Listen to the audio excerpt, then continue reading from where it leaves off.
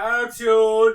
Bienvenidos al capítulo 44 de su no semanario favorito, Casa de los comentarios y chistes malos, datos inútiles pero interesantes, y donde les contamos los errores de los demás para que no los cometan ustedes. ¿Ah, sí? ¿Se creen mejor que nosotros? Los crononautas.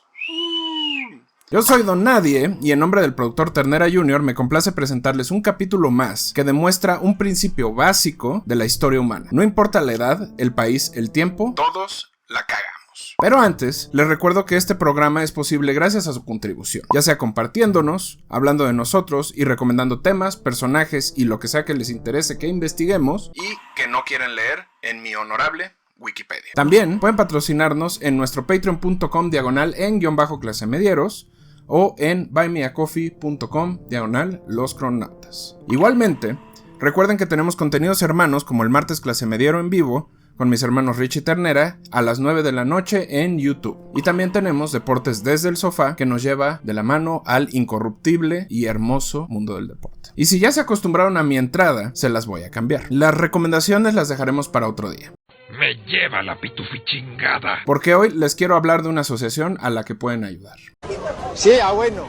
Se trata de Adopta.mx, una organización de rescatistas que han hecho un trabajo maravilloso sacando de la calle, cuidando y rehabilitando a perros y otros animales que se encuentran ahí. Lo mejor es que pueden ayudar de muchas maneras, desde adoptando, pasando por donar dinero, alimento, medicamentos y utensilios, hasta dando paseos y ayudando directamente en las tareas cotidianas del refugio, o simplemente replicando información y compartiéndola en sus redes sociales. El chiste es que si son como su servidor y prefieren a los animales que a los humanos, este es el camino. Vayan a Instagram, a adopta.mx, y ahí encontrarán toda la información que se necesita de este muy interesante proyecto. Ahora sí, regresando a la programación regular, acá les dejamos algunas recomendaciones de fuentes que nos ayudaron a construir esta historia. La primera fuente se llama Edgar Allan Poe y es una biografía crítica escrita por Arthur Hobson Quinn. El segundo también es un libro que se llama Su vida y legado, escrito por Jeffrey Meyers. La tercera se llama La vida después de la muerte de Edgar Allan Poe, de Scott Peebles, que también es un libro. El cuarto es un video y se llama La macabra muerte de Edgar Allan Poe y fue publicado por BuzzFeed Unsolved Mysteries hace 2 años. Y finalmente, si se quieren poner muy intensos y muy maniáticos, pueden buscar la versión de cuentos traducida por el escritor argentino Julio Cortázar, que en su introducción te da bastante contexto de la vida de este escritor. Así que prepárense, dejen que llegue la noche, apaguen las luces y enciendan las velas y cirio pascual, tomen una copa y sirvan cualquier alcohol que tengan a la mano, sumerjan la pluma en la tinta, replieguen los papiros. ¿Y de qué quieres tu nieve? Y esperen lo mejor porque se acerca la vida de uno de los personajes míticos y relevantes de la literatura moderna. Uno que nunca encontró su lugar en el mundo, pero que aprendió a jugar con las reglas de los vivos y los muertos.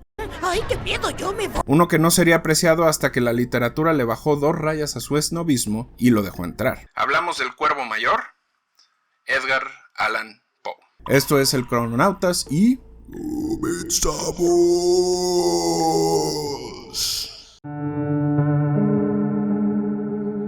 Crononautas.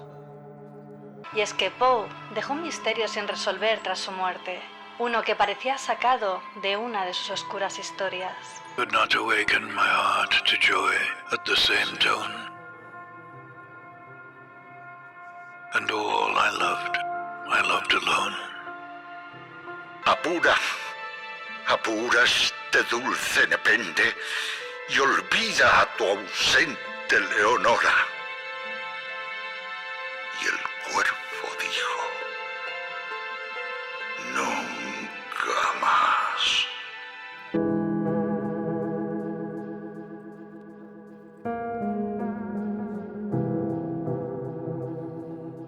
Hoy, Edgar Allan Poe. Capítulo 1.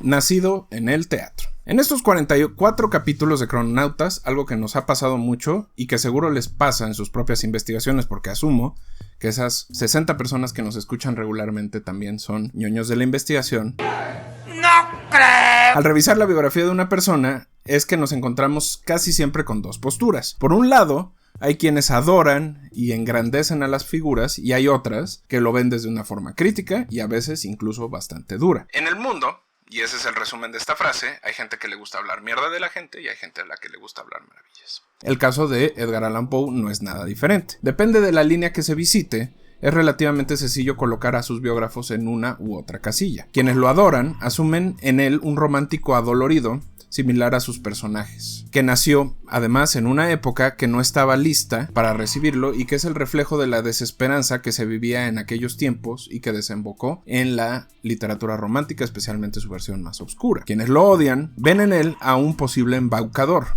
un pichonero que bien pudo haber inventado todo a su alrededor y que era capaz de mentir para conseguir lo que quería. Una persona que se enteró en el camino lo que las televisoras en México ya saben y practican con regularidad. El dolor vende, y vende un chingo. Pero nosotros, como no somos ni el uno ni el otro, no podemos más que contarles esta historia y darles algunos elementos que le permitan construir su propia opinión. Desde ahora les decimos que somos fans de sus escritos, pero nos distanciamos de sus acciones. No porque hayan sido terribles al nivel de Michael Jackson o de Ike Turner, sino porque no sabemos con exactitud qué pasó y todo alrededor de su vida es bastante confuso, a pesar de que no fue hace tanto tiempo. Pero vamos a entrarle por partes. Como todo en aquellos tiempos, el Maryland de principios del siglo XIX no es muy diferente al resto de los asentamientos en el norte del continente americano. Era bastante caótico y, sobre todo, era incierto y extremadamente religioso.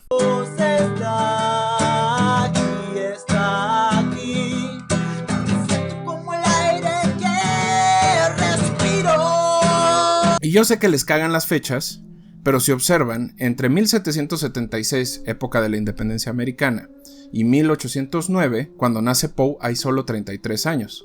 Eso es verdad. Eso es verdad. Eso es verdad. Esto significa que para la llegada del autor al mundo, Maryland todavía era una tierra inestable, mediada por confrontaciones y sobre todo definiendo una identidad propia. Formada primordialmente por trabajadores ingleses, la tierra prosperó rápidamente y pronto se volvió en un polo económico importante en Estados Unidos. Es en este tiempo que la niñez de Poe sucede en un momento de aparente calma entre la independencia gringa y el comienzo de la guerra civil. Y este punto es muy importante porque muchas veces se cree que Poe fue efecto de los conflictos bélicos, pero todo lo contrario. Para su fortuna, a pesar de haber estado en el ejército, nunca le tocó un conflicto realmente fuerte, como pudo haber sido la independencia o la guerra civil. Pero antes de catalogarlo como alguien que pertenece al bonito círculo del privilegio, les vamos a contar un poquito más sobre él. Como decíamos, nació en 1809 en Boston, Massachusetts, pero su familia estaba completamente esparcida por la región. Cuando se hace el mapa genealógico de los Poe, es fácil observar cómo la diseminación entre Massachusetts, Virginia y Maryland hizo que su familia nunca estuviera junta. Afortunadamente,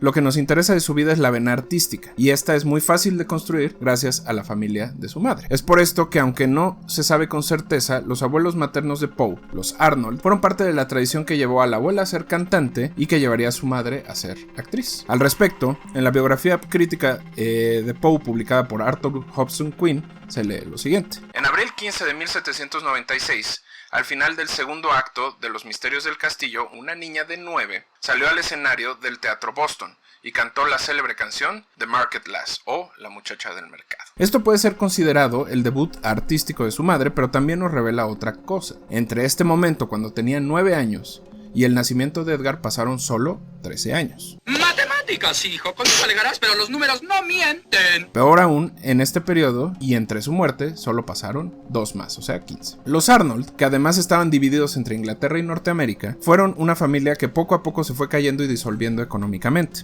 y sus propiedades fueron repartiéndose entre los diferentes herederos. Para la generación de Lisa, que es Elizabeth, la madre de Poe, sus opciones eran mínimas y la actuación, como sucedía en aquella época, podría garantizarle una vida medianamente digna. De hecho, se dice que ese fue el camino que siguió su madre. Por ponerlo de una manera muy sencilla, ser actriz le daría un trabajo a cambio de educación y alimentación. De hecho, el éxito de Tubbs Arnold, mamá de Elisa y abuela de Edgar, es fácilmente rastreable entre Estados Unidos e Inglaterra desde 1785 hasta un poco después de 1805.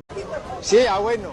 Y la razón por la que sabemos que esto sucedía es porque literalmente en los programas que se imprimían para las obras de teatro aparecen los nombres de estas personas. Y gracias a eso podemos hacer todo el mapa de todas las ciudades en las que estaban y sobre todo cuánto tiempo duraron haciendo esta carrera. ¡Oh, qué interesante! ¿En serio?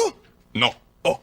Fue en este camino y durante las múltiples presentaciones en ranchos, teatros locales y otros foros que Lisa Arnold, madre de Edgar Poe, conoce a su primer esposo, Charles Hopkins. Y aquí, señores, señoritas, señores, es que vamos a estrenar una nueva mini sección que esperamos llene de amor su corazoncito. La sección se llama La telenovela cronáutica. Como les decíamos, Elizabeth se casó con Charles Hopkins. Sobre Charles también se sabe poco, pero gracias a su carrera como actor y productor de teatro tenemos un tiempo aproximado de cuando se conocieron y algunos probables motivos. El debut de Hopkins fue en 1800, en una obra original de Goldsmith llamada She Stoops to Conquer. El papel en cuestión, Tony Lumpkin, hacía sentido con las habilidades de Charles, que era considerado como un personaje más de comedia y de carpa. Es en Filadelfia que sus caminos se cruzan, y aunque no se sabe con precisión cómo, se sabe que al poco tiempo iniciarían una relación. Lo que es la duda es la naturaleza de esta relación, y hay cosas que se asumen, pero no se han analizado. Un punto importante a considerar en este momento es que Tubbs Arnold, madre de Lisa, ya había dejado la actuación y se dedicaba por completo a manejar la carrera de su hija, lo cual sugiere que el matrimonio con Hopkins podría haber sido por un plan para zafarse de su propia madre, un plan para sobrevivir a su propia madre, es decir, la madre ya estaba enferma y ella tenía que seguir su vida, o una negociación entre la madre y el esposo. Entre 1800 y 1801, Elizabeth Arnold tenía unos 13 o 14 años, y se decía que su madre mantenía un ferro control sobre su hija, que tenía un potencial de convertirse en una estrella, y mantener obviamente a ella y a su familia. Pero después de este control se difuminó. Algunos aseguran que fue gracias a que la señora Tubbs murió, otros simplemente aseguran que fue un trato y que se mantuvo al margen a cambio de un porcentaje de las ganancias de su hija. Los registros hablan de su muerte en un periodo entre 1794 y 1799, así que es muy probable que más bien haya muerto y Charles haya tomado la batuta de Lisa, como se le conocería a partir de entonces. Ya no era Elizabeth, sino Lisa. Pero como se acostumbraba en aquellas épocas, era más sencillo casarse con ella que adoptarla. Lo que sí se puede saber es que con la llegada de Hopkins, Eliza Arnold comienza a tener sus mejores papeles y la mayor regularidad de trabajo de toda su carrera. En este tiempo, ya con el nombre Elizabeth Hopkins, que conoce a David Poe Jr., hijo de un militar irlandés retirado de alto respeto en el ejército de su país, en la comunidad católica y en general en los círculos en los que se movía. David, al igual que Charles y Eliza, hacía de todo y fue gracias a su regreso a Baltimore que los conoce y comenzarían a trabajar juntos. La cosa es que no se sabe con exactitud si hubo amor antes o después, pero la muerte de Charles Hopkins llevó a Elizabeth a ser viuda a los 18 y a contraer matrimonio al poco tiempo con Poe. Sobre esta situación hay muchas especulaciones, pero poco comprobado. La realidad es que no hay un registro de hijos por parte de la pareja, es decir, Hopkins y Arnold, lo que hace suponer que era una relación platónica. Hay algunos biógrafos que aseguran que por el contrario era una relación de abuso y explotación, y que por lo tanto de haber tenido hijos estos habrían sido abortados o dados en adopción.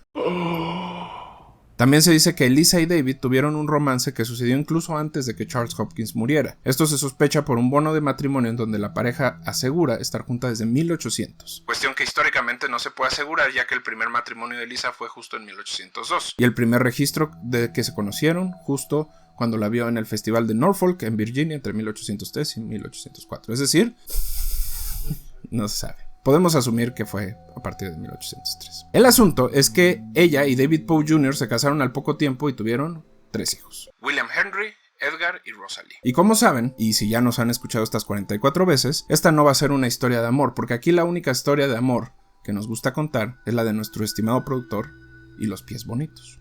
Patas. Patas. Ante el nacimiento de su primer hijo, la pareja decide probar suerte en Nueva York. Ya no tenían el apoyo de la compañía de Hopkins, que ya había muerto, y como era de esperarse, las cosas no salieron nada bien. Como siempre. David se deprimía cada vez que era criticado como un mal actor, bebía hasta que se cansaba y se dice que tenía actitudes violentas contra Eliza. ¡Cerdo miserable!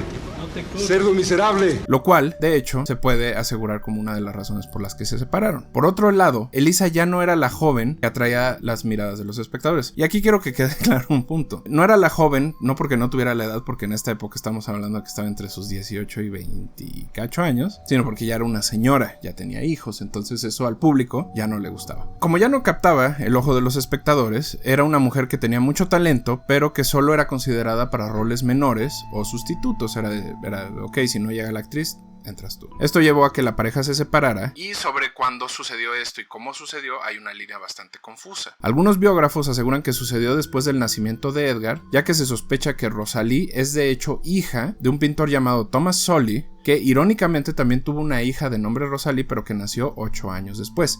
Aquí la cosa es muy interesante porque dicen que pudo haber sido hija de este pintor y que al morir Elisa y dejar a Rosalie a cargo de otros parientes, esto lastimó el corazón de Thomas, que decidió que a una de sus hijas se iba a llamar Rosalie para tener una Rosalie de hija. ¡Ay, no digas tus mamadas! De hecho, Rosalie Sully fue pintora, entonces a ella sí la pueden encontrar. No a la hija de Elisa Arnold. Otros biógrafos simplemente creen que Rosalie era en efecto hija de David Poe Jr., pero que formaba parte de los últimos intentos de la pareja por mantenerse juntos. Para este momento, los papeles que le llegaban eran pocos y Elisa no sabía qué hacer con sus hijos, así que empezó a ver la manera de encargarlos a otras familias. Esto también era muy común en la época. Si una pareja, una familia no era capaz de criar a un hijo, se lo dejaban a parientes o a familiares cercanos. Para William, esto fue muy positivo porque lo dejó con sus abuelos paternos y tuvo una vida bastante desahogada. Para Rosalie, los Mackenzie eran amigos de la familia y dueños de una escuela y fueron su destino, y en realidad también fue muy positivo porque ella pudo tener una educación y además se desarrolló como persona. Para Poe le tocaron los Allan, que eran unos empresarios regionales que no habían podido tener hijos en su propio matrimonio. En 1811, tanto David como Elisa murieron. Terrible, oremos.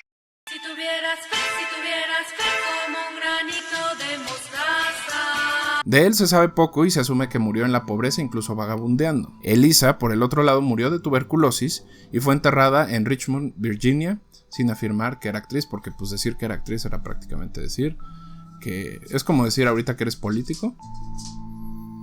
Es lo más bajo en la escala. ¡Qué bien chistoso! A partir de ahí, el primer terror de Poe apareció: el abandono.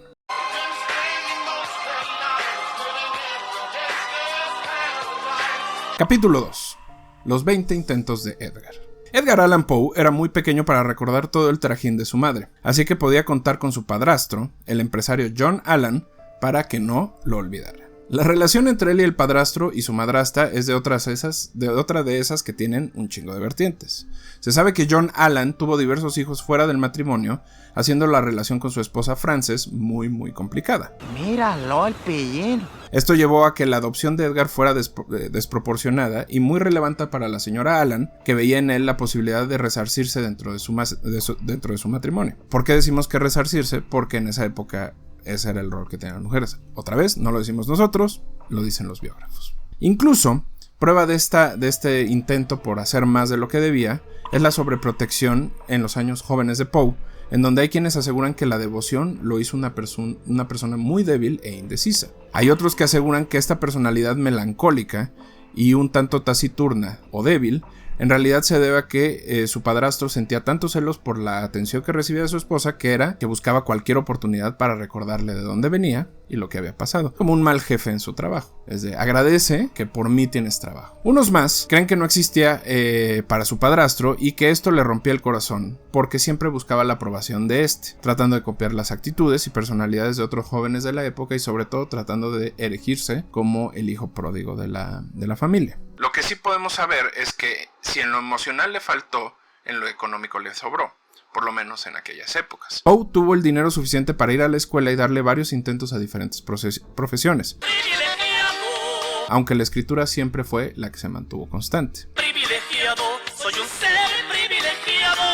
Según Julio Cortázar, la relación entre Poe y su madrastra pudo ser la influencia en su visión de vida. A pesar de quererlo mucho, Frances era una mujer taciturna y poco optimista que usualmente encontraba razones para pelear con su esposo John. Sin embargo, todavía es muy temprano para echarle toda la culpa a Frances, y hay que recordar que aún a pesar de ser pequeño, ya habían visto morir a sus padres y era rechazado sistemáticamente por su hermana Rosalie.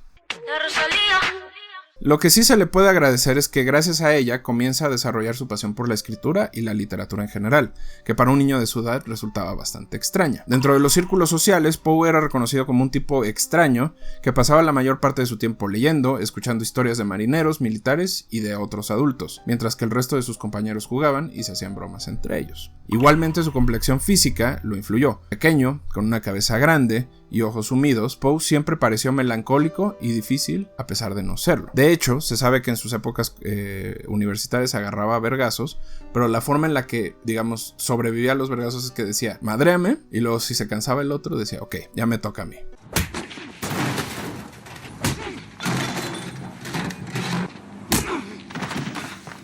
Oye, no te rindes jamás, ¿cierto? Seguiría todo el día. Ya fuera por la edad de su madre al tenerlo, o la misma construcción genética de su familia, Poe representaba la antítesis de lo que los hombres debían parecer en aquella época. Tal vez por eso se enroló en el ejército por un tiempo y quería sustituir la masculinidad con la violencia. Pero ya llegaremos a esa situación. Ok, boomer. Durante su infancia, además de leer, Poe disfrutaba de los cuentos tradicionales irlandeses, escoceses y americanos. Todos los escuchaba y escribía, comparaba y deletreaba hasta tener su propia versión. Nerd. Luego regresaba a la escuela y los contaba, esperando que sus compañeros estuvieran igual de fascinados que él, con cuentos que para el resto parecían extremadamente extraños. That's weird. Fue entonces que la vida lo llevaría a reconectarse con su pasado irlandés y escocés. Durante varios años, Poe viajó por la isla y se educó en diferentes escuelas. Esto le permitió desarrollar un agudo sentido de soledad y autocompasión que lo acompañaría por el resto de su vida, pero también lo hizo extremadamente flexible y adaptable. Algunos biógrafos aseguran que esta fue en la época en la que Poe desarrolló diferentes personajes o máscaras con las que actuaba, con el único fin de saber cuáles eran las que iban a funcionar mejor frente a sus compañeros. Y de hecho, eso también lo hizo como un mecanismo de defensa contra los depredadores o gente que le hacían bullying. Pero con el paso del tiempo, estuvo en tantas escuelas y lugares que definitivamente dijo, ¿saben qué? A la chingada, ya no puedo más.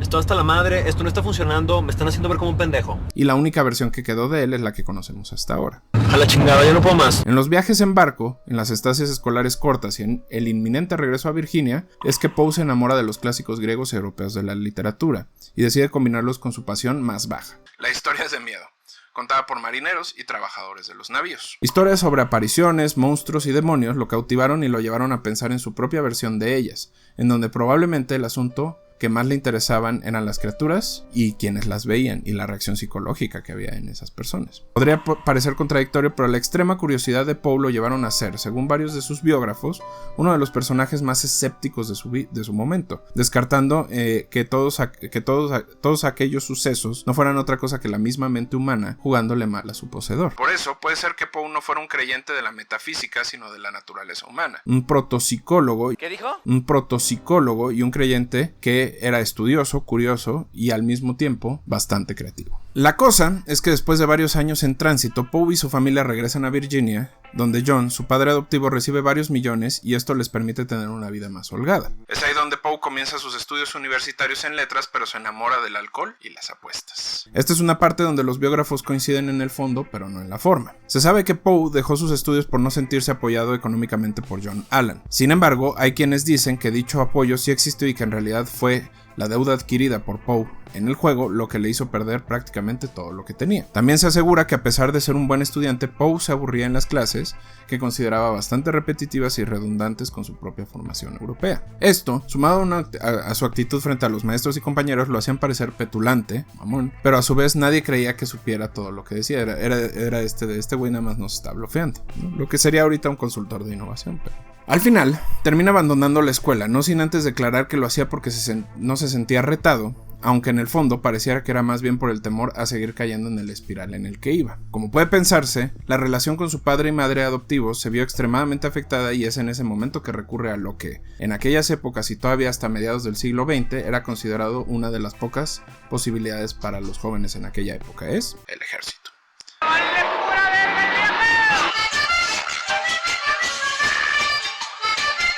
Y esto lo hizo pensando que por lo menos iba a encontrar algo de orden. Y así fue. Por muchos meses la cuestión fue muy tranquila, pero se complicó cuando intentó regresar a casa. Su padre adoptivo seguía creyendo que Poe era un malagradecido que solo buscaba su dinero, así que lo ignoró lo más que pudo. Pobre cosita fea. Es en ese momento que Poe comienza a coquetear con la idea del formato corto de escritura, específicamente la poesía y el cuento, y publica su primer intento que, según Cortázar, podría no ser considerado dentro de su estilo habitual, pero ya demostraba el potencial con el que venía. Se mantuvo en el ejército hasta que después de varios meses su madre adoptiva, Frances, muere el 28 de febrero de 1829. Al enterarse, Poe decide ir a casa y ahí es donde tiene una especie de reconexión con su padrastro, que accede a apoyarlo a la carrera militar siempre y cuando se enrolara en West Point, la escuela militar. Con el dolor de la muerte de la que consideró su madre hasta el último de sus días, Poe acepta, no sin antes ir a visitar a su hermano William, y es ahí donde todo cambia. Pobre cosita fea. Esperemos estén disfrutando este capítulo del sargento, periodista y darqueto original, Edgar Allan Poe. Si quieren apoyarnos, lo pueden hacer en patreon.com/en-clasemedieros o en Buy Me a Coffee /Los Crononautas. Si no, con replicar, comentar y escuchar nuestro contenido estamos más que agradecidos. Nos encuentran en Spotify, en YouTube, Amazon Podcast, Google Podcast, Apple Podcast, Podcastinación y otras plataformas. Ahora sí, vamos al intermedio Clase Mediero y retachamos.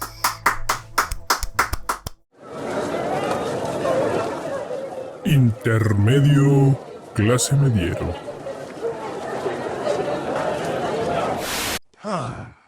Apenas es lunes y ya quiero que se acabe la semana, o el mes, o el año, o la vida.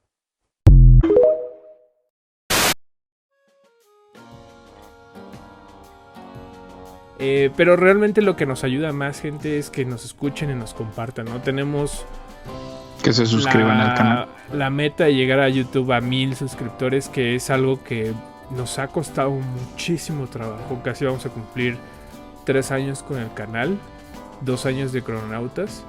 Si llegamos a la meta y empezamos a lograr estas pequeñas como objetivos que tenemos, vamos a tratar de hacer cosas nuevas, ¿no? La verdad es que el trabajo es lo que nos está jodiendo, ¿no? Entonces nos sirve mucho que ustedes nos comenten, que nos ayuden a compartir y tal vez llegar a la suscripción, a los suscriptores del canal de YouTube, sea un empujoncito. La verdad es que sabemos que está bien complicado como creador de contenido llegar a vivir de esto, pero es una meta que a largo plazo tal vez podamos lograr, y si sí se arma, pues chingón, y si no, también estamos muy felices porque esto, como siempre les hemos dicho, pues es un proyecto que nos ayuda a nosotros a desfogarnos, a tener este espacio de realmente hacer lo que queremos hacer en algún momento del día o de la semana.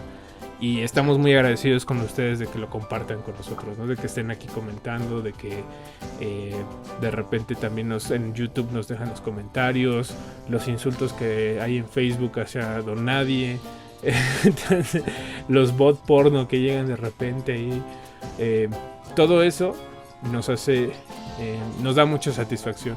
Realmente sí es. Al menos yo sí espero el martes o la grabada de Crononautas y la editada para poder hacer este desmadrito, ¿no? Y si no, pues aquí vamos a seguir. Cámara. Se la lavan y me la guardan para hacer gárgaras. Me guardan. Esta es la historia del famoso ser cósmico Cthulhu, fundador de la legendaria banda The Beatles del universo 726. Todo comenzó cuando Cthulhu despertó de su largo sueño en el océano y se encontró con 4 jóvenes músicos, John, Paul, George y Ringo. Cthulhu se enamoró de su música y decidió unirse como bajista, fundando de esta forma The Beatles. Con Cthulhu en el bajo, comenzaron a crear una nueva música. Canciones como The Call of Cthulhu, I Want to Hold Your Tentacles y Hey Cthulhu se convirtieron en éxitos instantáneos y la banda comenzó a ganar una gran cantidad de seguidores. Sin embargo, la fama de la banda no pasó desapercibida, ocasionando que el gran Cthulhu despertara de su sueño y le pidió a Cthulhu que abandonara la banda para regresar a su deber de destruir a la humanidad. Cthulhu se negó. Esto llevó a una feroz batalla entre los dos seres cósmicos, pero al final Cthulhu derrotó a el gran Cthulhu. The Beatles continuaron tocando durante muchos años, y Cthulhu se convirtió en una leyenda. Museo Multiverso. Síguenos y conoce más de universos paralelos. Recuerda que si alguien te hace daño, tú eres libre de mandarle a la mierda. Tú no estás para aguantar estupideces.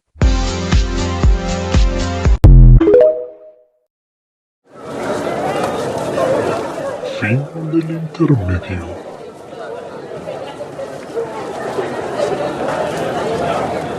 Gracias por continuar con nosotros. Capítulo 3. Laudano Brizuela. Y aquí el productor va a poner un...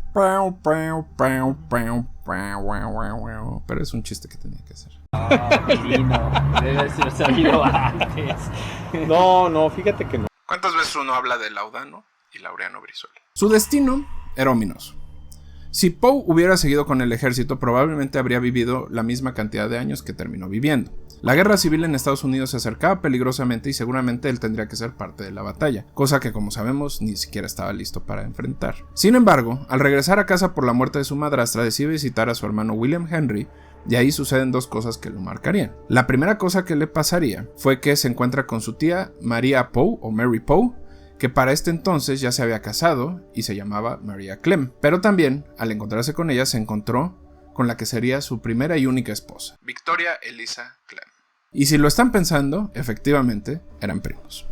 Pero antes de lanzarlo a las llamas y nombrarlo el Jerry Lee Lewis o el Charles Chaplin de la literatura, sobre su relación con Victoria no se sabe con certeza que en efecto haya sido más allá de una relación platónica. Y aquí otra vez se dividen las opiniones. Por un lado, hay quien asegura que en efecto Poe estaba enamorado de Clem y empujó a su tía a que le permitiera tener una relación con ella a cambio de bienestar económico, cosa que era bastante común en la época y sobre todo era bastante común entre primos en la época. Monterrey, esto no es común ahora. Por el otro lado, se dice que de hecho Poe nunca tuvo relaciones sexuales con su prima porque básicamente se la pasaba borracho o drogado la mayor parte del tiempo, y que de hecho su matrimonio se había gestado como una estrategia para evitar que Victoria fuera entregada a otros pretendientes que tenía en la época. Esta historia es interesante porque justo se dice que Victoria, que también era escritora, había evitado ser entregada o ser negociada o ser lo que sea, pactada con otros solteros de la época, y que al llegar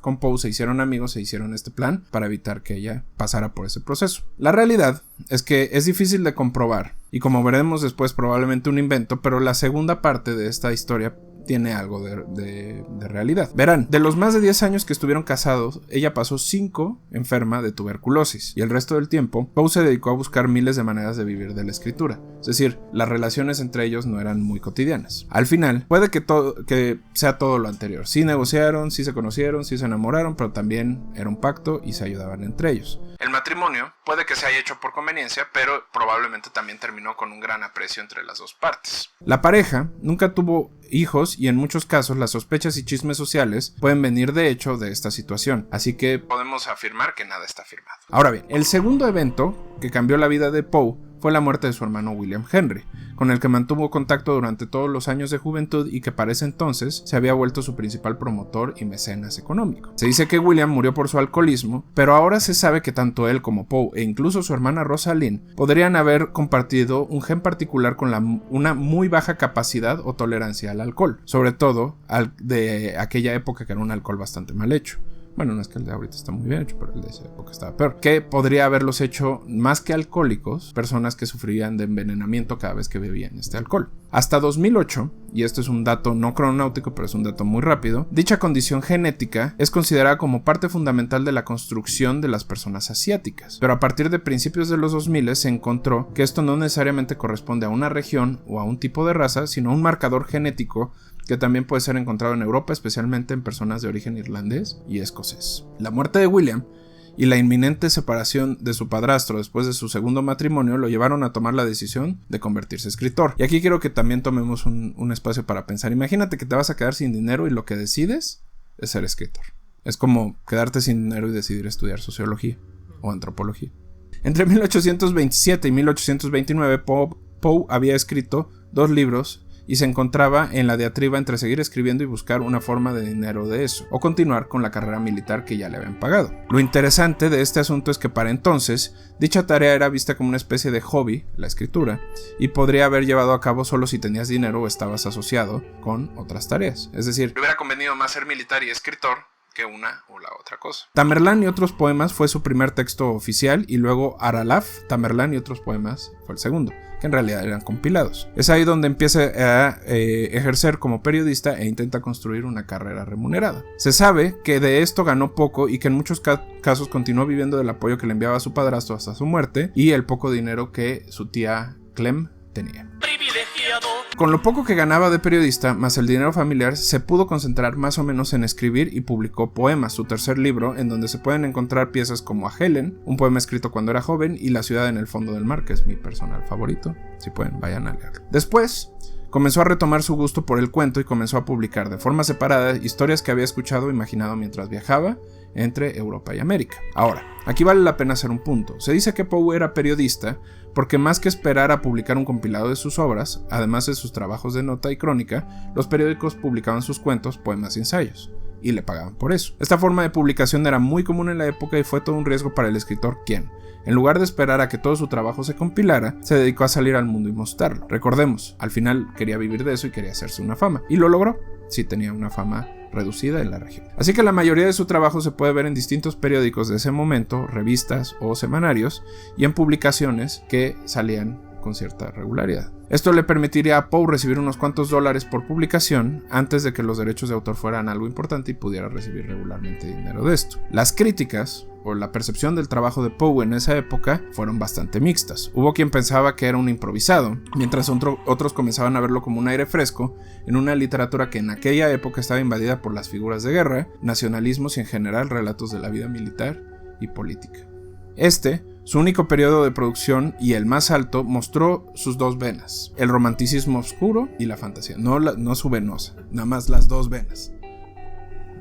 Qué bueno que se rió porque hay que aclararlo, no vayan a emocionarse. La venosa nunca salió. Sobre todo en este último, en el formato del cuento, fue considerado como bastante infantil y en un principio era lectura que se hacía para los niños. Poco a poco se fue adaptando y se fue adoptando y llegó a tener popularidad bastante alta. Poemas como El Cuervo, por ejemplo, de 1845 y El Enigma de 1848, terminaron por ser replicados y multiplicados y tomados y inspirados en muchísimas cosas, incluso hasta el día de hoy. En algunos momentos se hizo de una fama local considerable como parte del Southern Literary Messenger o el mensajero literario del sureste.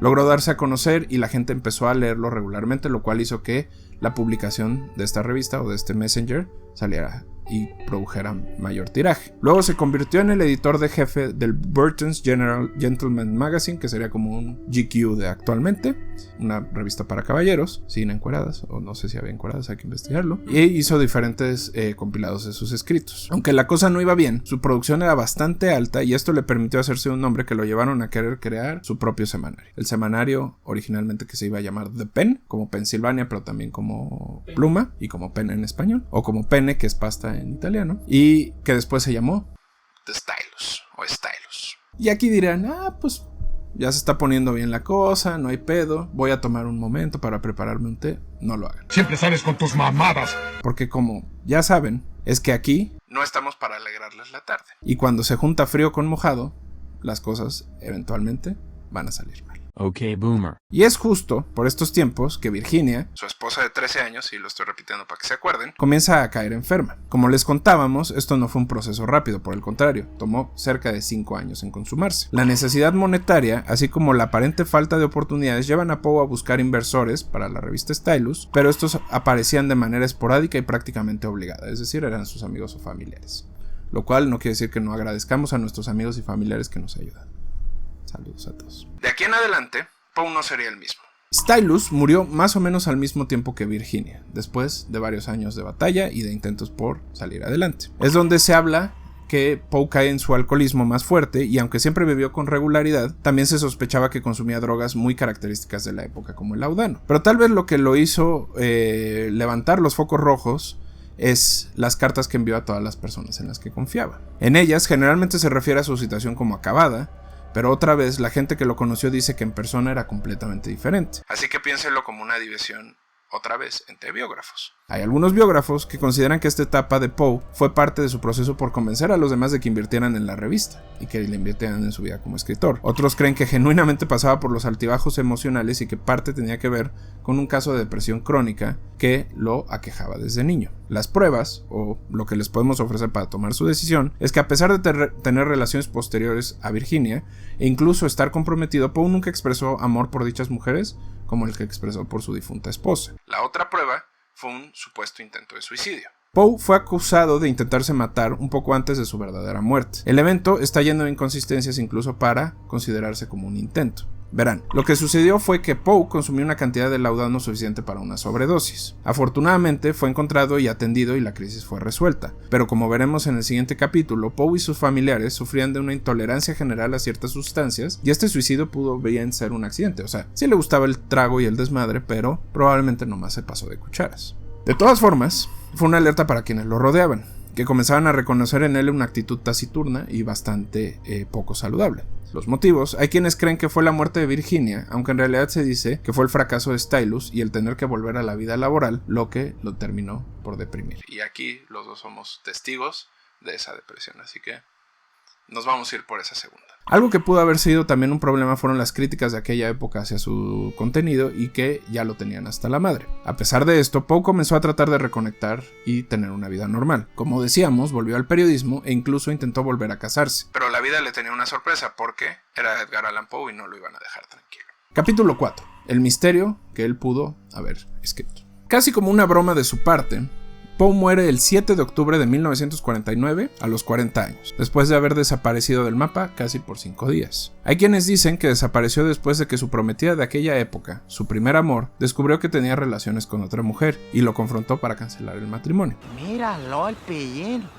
Aunque todavía se mantiene como una posibilidad amplia, la realidad es que no hay un consenso sobre este tema, mayoritariamente porque su prometida, así como la mujer en cuestión, negaron esta situación. Y aquí podemos hacer una intervención antes de seguir.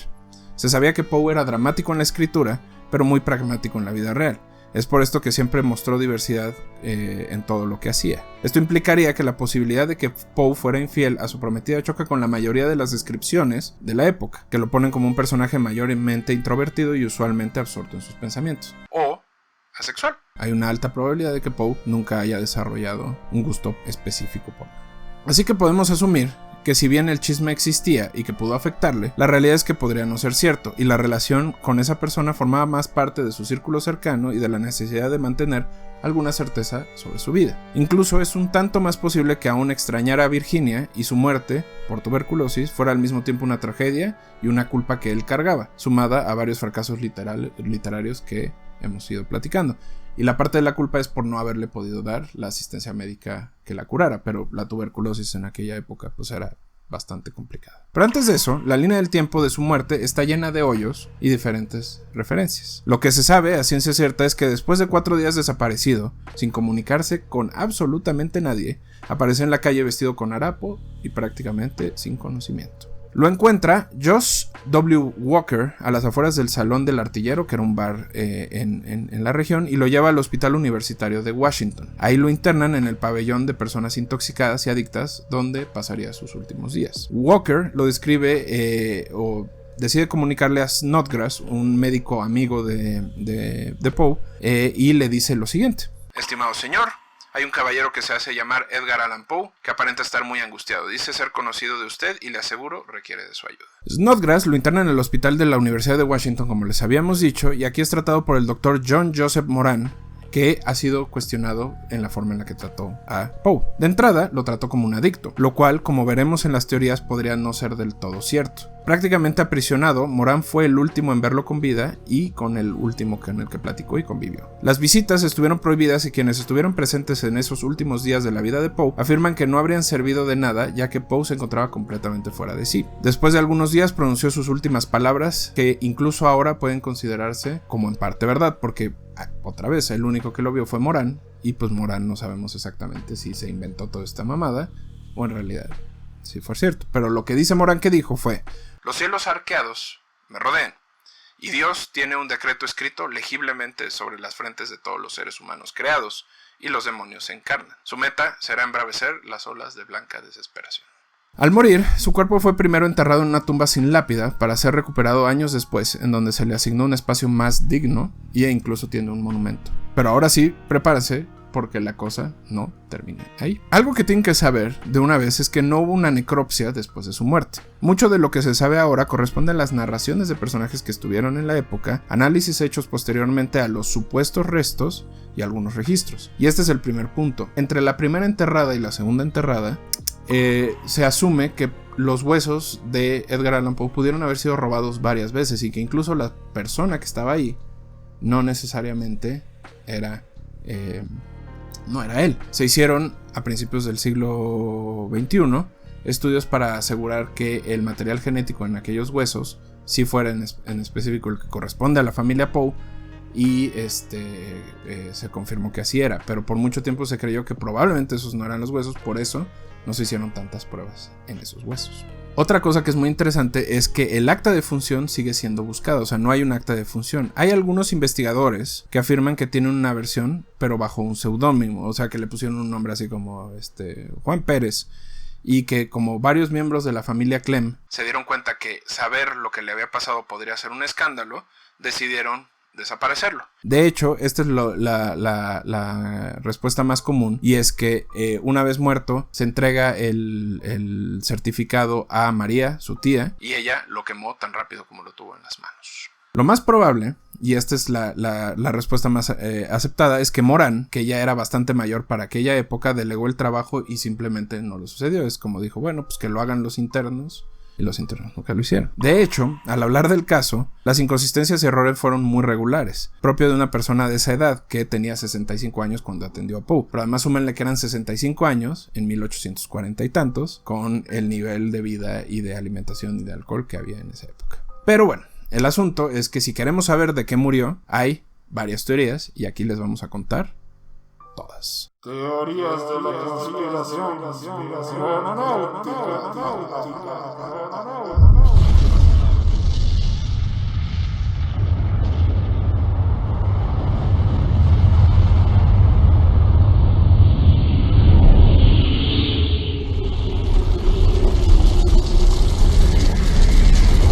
Teoría número 1.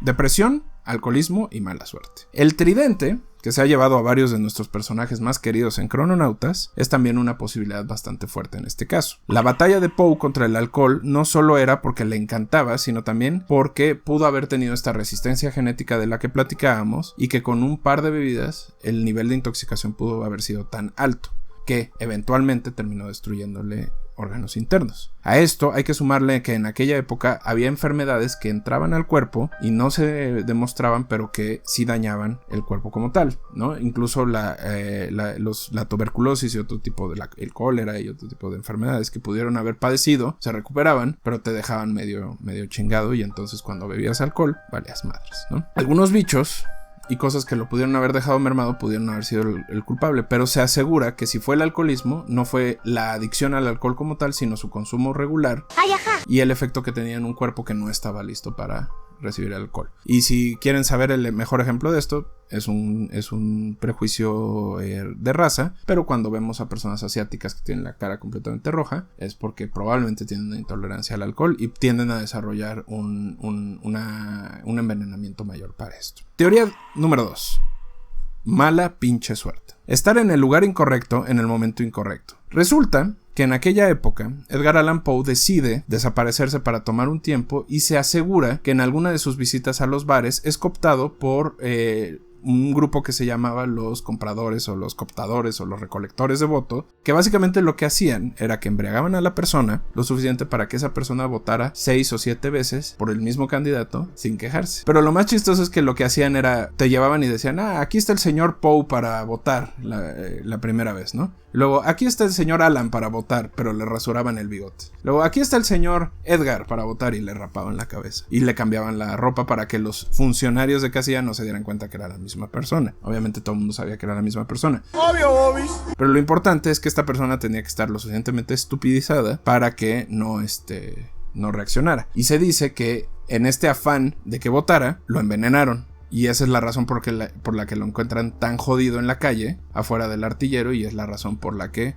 podría haber estado en ese estado. De hecho, los tiempos coinciden porque hubo elección en esa época. Y como lo encontraron no con su ropa, sino con ropas de otro tipo, que pudo haber sido el caso. Muy misterioso. Porque la otra es que lo hayan robado, pero tampoco tenía dinero, entonces es como complicado.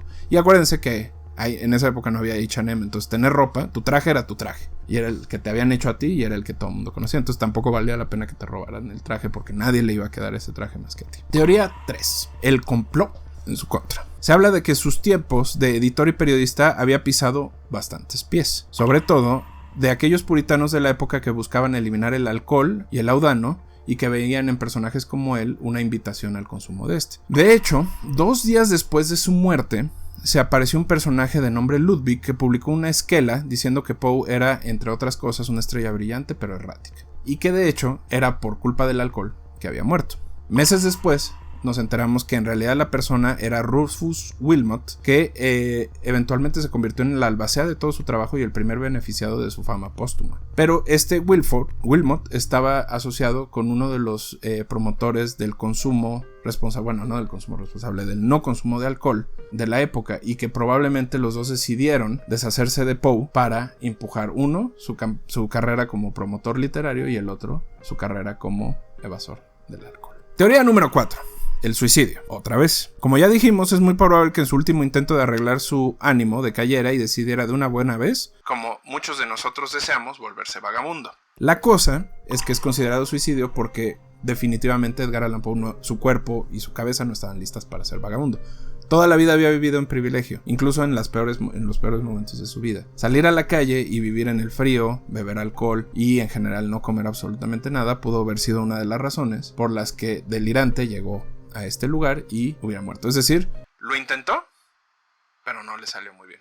Igual y quiso hacer lo mismo que hizo su papá, que también dijo, bueno, pues a chingar a su madre. Gente, una disculpa, a partir de aquí se nos chingó el audio, entonces tuvimos que recurrir al audio de las cámaras. Soy un poquito feo, pero ya es muy poco el capítulo, ¿no? Esperamos no les moleste y muchas gracias por haber llegado hasta acá. Les mando un besote. Esta teoría es la menos aceptada porque, como les hemos dicho en todo este capítulo, se asume que Edgar Allan Poe en realidad sí tenía un cariño por la vida y sí le gustaba vivir, simplemente no le gustaba la gente, no le gustaban las condiciones sociales. Así pues, la vida del poeta, sargento, cuentista y periodista terminó, y lo único que sucedió es que quien se quedó con los derechos de su obra se volvió millonario. Así que, mi querido productor, ¿cuál es su teoría? ¿Por qué murió Edgar Allan Poe? Se lo llevaron los extraterrestres. Teoría número 5. Pasó un ovni. La protosía se lo llevó. Hubiera estado muy verga, la neta. Espero les haya gustado esta entrega extra larga de Cronautas. Si quieren apoyarnos, recuerden que estamos en Instagram, Twitter y Facebook como @cronautaslos o @loscronautaspodcast. Los queremos harto, cuídense mucho. Crononautas. Te echaste un pedo pasado de ver. Pasado de ver.